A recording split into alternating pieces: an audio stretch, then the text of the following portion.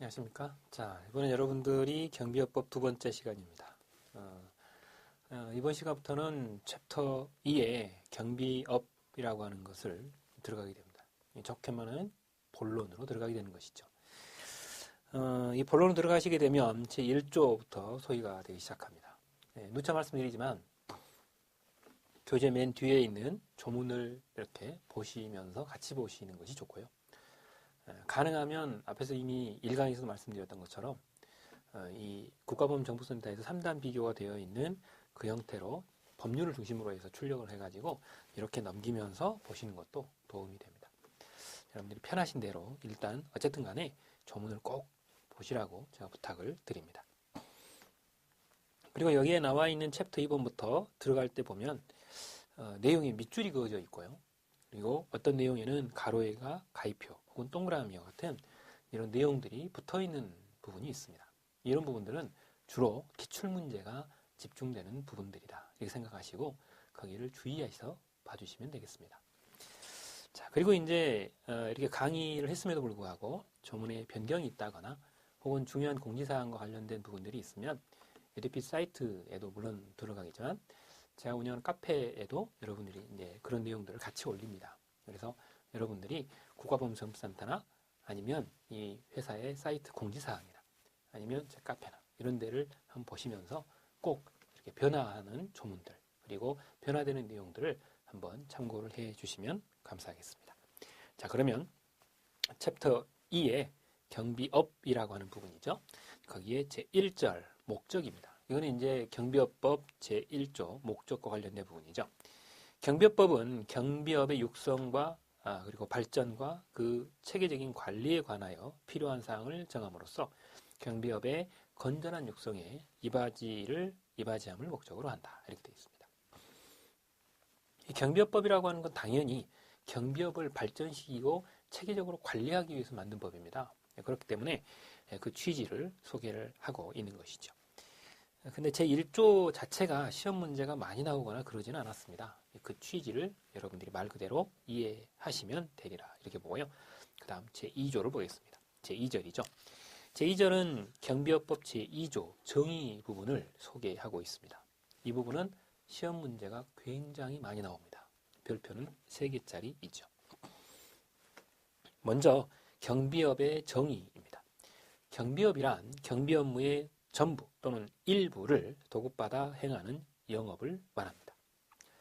여기서 이제 여러분들이 중요한 것은 경비업의 전부를 다 도급받을 수도 있고요. 일부를 도급받을 수 있습니다. 그죠? 전부 또는 일부 둘 다 된다.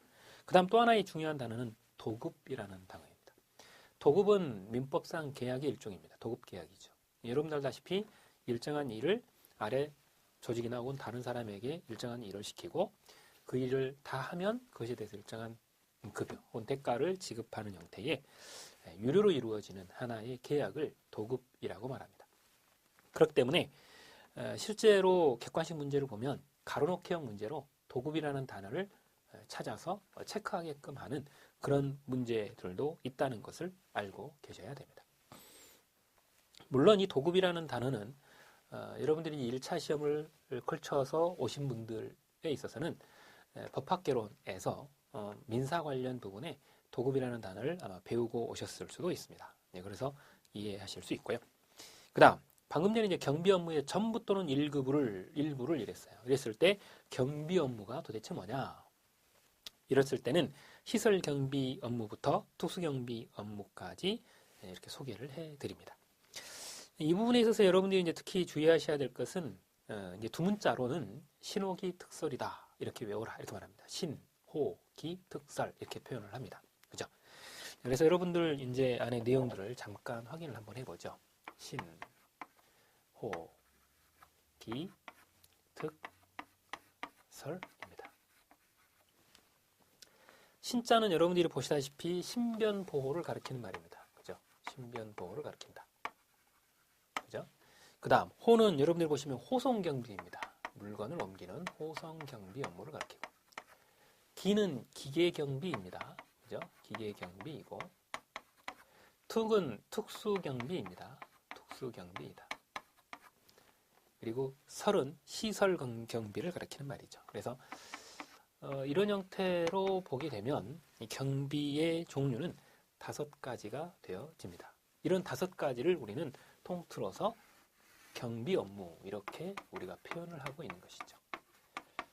그래서 경비업이라고 하는 것은 이런 모든 업무를 다 도급받을 수도 있고 이 중에 일부만 도급받아서 일단 영업으로 행하는 그런 일들을 우리가 경비업이라고 말하는 것입니다. 그래서 경비업무로서 신변보호 업무, 호송경비 업무, 기계경비, 특수경비, 그다음 시설경비 업무를 전부 또는 일부를 도급받아 행하는 영업을 우리는 경비업이라고 말합니다. 그래서 이렇게 일단 우리가 소개를 기본적으로 하고요. 그렇다면 여기서 비교 대상이 되는 것들이 일부 있습니다. 어떤 것들이 비교가 되는가? 잠깐 한번 보죠. 신변보호하고 호송경비는 이렇게 비교를 좀 해주셔야 돼요. 그죠? 조금 이따 왜 제가 이 표시를 하는지 아시게 됩니다. 그 다음 기계경비하고 특수경비하고 시설경비는 기계경비하고 시설경비를 또 비교를 한번 해주셔야 돼요.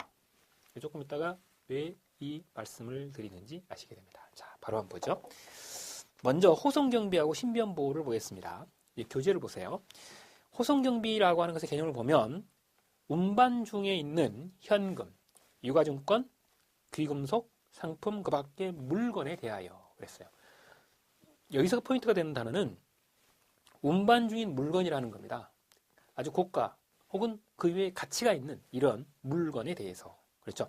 운반 중인 물건에 대해서 도난, 화재 등의 위험 발생을 방지하는 업무를 우리는 호송경비 업무라고 합니다. 여기서 가장 중요한 포인트가 안에 숨어 있는데요. 이 호송경비라고 하는 것은 보호 대상이 사람입니까? 물건입니까? 물건이죠. 운반 중에 있는 물건이다 라고 하는 겁니다. 운반 중에 있는 물건입니다.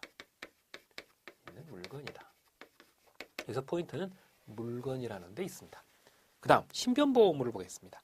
신변보호 업무는 사람의 생명이나 신체에 대한 그랬어요. 뭐라고요? 사람의 생명과 신체를 위해 발생으로부터 방지하고 보호하는 데 있다라고 하는 겁니다. 사람의 생명, 신체 보호죠. 위쪽은 물건이 아니라 사람의 생명과 신체를 보호하는 데 있는 겁니다. 보호의 안전보호에 있는 것이다.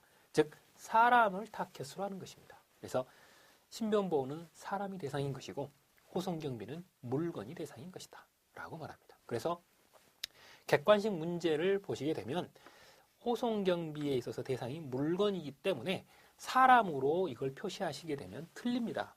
그게 기출문제인 것이죠. 그래서 비교 대상을 일단 설명을 드리고 개념을 가지고 설명을 드렸습니다.